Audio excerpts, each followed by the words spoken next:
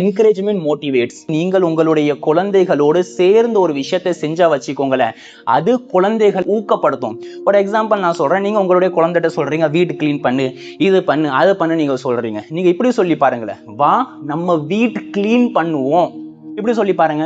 வா நம்ம room clean பண்ணலாம், நானும் ஒரு விஷயத்துல சேர்ந்து விடுகிறேன் என்று சொல்லி பாருங்க. உங்களுடைய குழந்தைகள் அந்த விஷயத்தை மறக்காது.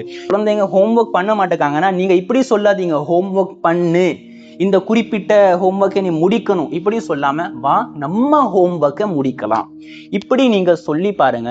அந்த ஹோம்ஒர்க்கை கண்டிப்பா அந்த குழந்தை முடிக்கிறதுக்கு ரெடி ஆயிரும். ஏன்னா குழந்தைகள்கிட்ட நம்ம ஒரு டாஸ்கை கொடுக்கும் போது அவங்க மனசுல ஒரு தனிமையை உணர்றாங்க, ஒரு வெறுமையை உணர்றாங்க. என்னால இது தனியா எப்படி செய்ய முடியும், அந்த பயத்தை உணர்றாங்க. நான் சேர்ந்து உன் கூட பண்றேன்னு சொல்லும் போது அந்த குழந்தைக்கு அந்த பயமே போயிருது.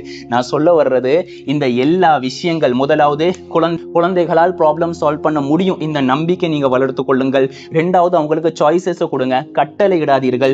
மூன்றாவது ஒரு சாய்ஸை நீங்க கொடுத்துட்டீங்கன்னா அதனுடைய விளைவுகளை அவங்களுக்கு சொல்லி கொடுங்க. நாலாவது விஷயம், அவங்க கூட சேர்ந்து நீங்க வேலை பாருங்க. இப்படி நீங்க பார்க்கும் பொழுது என்ன ஆகும்னா இமோஷனல் செக்யூரிட்டி அவங்களுக்கு கிடைக்கும், இமோஷனலாக உணர்வு ரீதியாக பாதுகாப்பு அவங்களுக்கு கிடைக்கும். ரெண்டாவது விஷயம் கான்ஃபிடன்ஸ் கிடைக்கும், அவங்களுக்கு தைரியம் கிடைக்கும், என்னாலையும் முடியும், என்னால ஏன் முடியாது அப்படி சொல்லி அவங்களுக்கு தைரியம் கிடைக்கும்.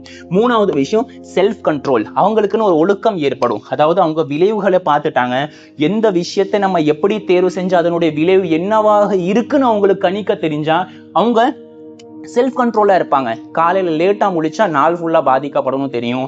நம்ம ஃபுட்டியாக இருந்தா கண்டதெல்லாம் சாப்பிட்டா கண்டிப்பாக நமக்கு ஹெல்த் கெட்டு போகும். அந்த விளைவுகள் அவங்களுக்கு தெரியும் என்பதின் காரணமாக செல்ஃப் கண்ட்ரோலாக இருப்பார்கள். அதுக்கடுத்த வேல்யூ ஆஃப் பேரண்ட்ஸ், பிற்காலத்துல பெற்றோர்களுடைய அருமை தெரியும்.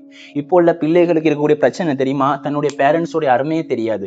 ஆனா இந்த குழந்தைகளை நீங்க இப்படி வளர்த்துட்டீங்கன்னா உங்களுடைய குழந்தைகளை பின்னாடி அந்த குழந்தைகளே பேசுவாங்க, எனக்கு இப்படிலாம் என்னுடைய பெற்றோர்கள் சொல்லி கொடுத்தாங்க, அதனுடைய விளைவாக நான் இப்படி இருக்கிறேன்னு சொல்லி பேரண்ட்ஸோடைய வேல்யூ அவங்களுக்கு தெரியும். அதுக்கு அடுத்தது ப்ராப்ளம் சால்விங் கெப்பாசிட்டி இருக்க, அந்த முறை இருக்க, அந்த தன்மை இருக்க அவங்களுக்கு கூடும்.